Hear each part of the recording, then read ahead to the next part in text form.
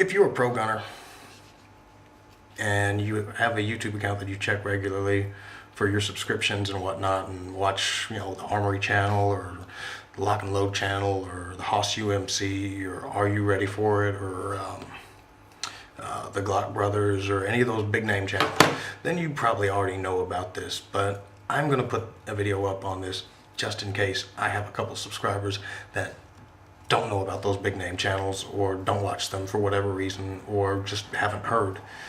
January 19th, if I was in the States, I would drop whatever I was planning on doing and do this. January 19th, march to your state capitals. Organize and rally with other gun owners. Carpool. Hell, save some gas and some money in carpool.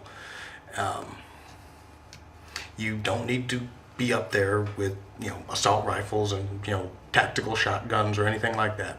All we need is just numbers. Just show up in mass. Don't wear militia gear. Don't wear tactical gear. Don't wear fatigues. Don't wear camo. If possible, wear your professional attire. If you are a mechanic, wear your overalls and your shirt with your freaking name tag on it. If you're a nurse or a doctor or you work in the medical profession, wear scrubs. If you're a firefighter, so on and so forth. I think the only people that wouldn't be able to show up in their work attire would be folks like me. But we need numbers, and we need to show the establishment on high that gun owners as a whole are not the crazy paramilitary right-wing nut jobs that certain individuals would like to make us out to be. Not all of us are Alex Jones. In fact, most of us, 99.98% of us, are not Alex Jones, are not the Virginia Tech shooter, are not Ryan or Adam Lanza, whatever the hell his name was. The vast majority of us are ordinary, everyday Americans who, for whatever reason, have made that decision to invest in our personal safety and our national defense. And we need to remind our elected officials, regardless of whatever stance your elected official is, that our Second Amendment rights has saved not only our asses several times in the past, but also the asses of our allies. And bring to the front of the conversation a serious discussion on the hypocrisies surrounding gun control, such as Senator Feinstein's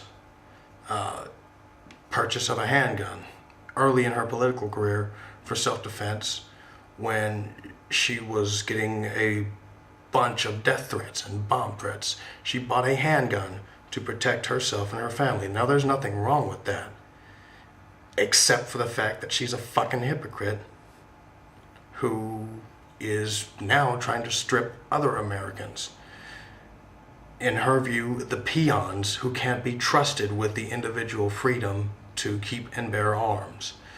These are discussions that we need to be having in an open, frank, and loud, confident manner. If we remain quiet as a community, then we will lose this battle. And if we lose this battle, I promise you, it is going to go downhill from here. So, just something to keep in mind. And if you have plans, unless you're getting an operation of some kind, a medical necessity, or your kid's being born, or you can't get out of work, unless it's an absolute necessity, you seriously and honestly need to consider showing up